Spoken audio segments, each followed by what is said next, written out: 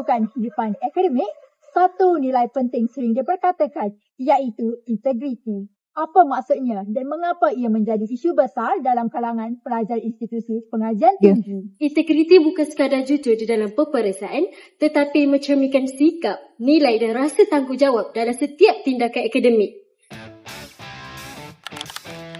Integriti akademik merujuk pada sikap kejujuran, disiplin dan bertanggungjawab dalam pembelajaran. Ia termasuk dalam menyiapkan tugasan sendiri, menghormati karya orang lain dan tidak menipu. Antara contoh pelanggaran integriti ialah plagiat, meniru dalam peperiksaan dan menyerahkan hasil kerja orang lain sebagai tugasan sendiri.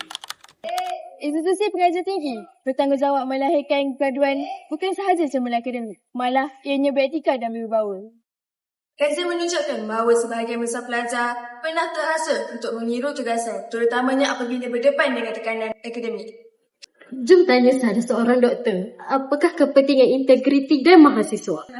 Integriti ni kalau kita tengok dari segi bahasa, maksudnya adalah amanah, kan, kejujuran. Dia melambangkan budaya atau karakter seseorang individu sebenarnya. Contoh kalau macam ada pelajar waktu peperiksaan dia pilih untuk meniru, dia sudah melambangkan diri dia tidak kisah akan personality diri dia yang sepatutnya dia menunjukkan sesuatu yang positif.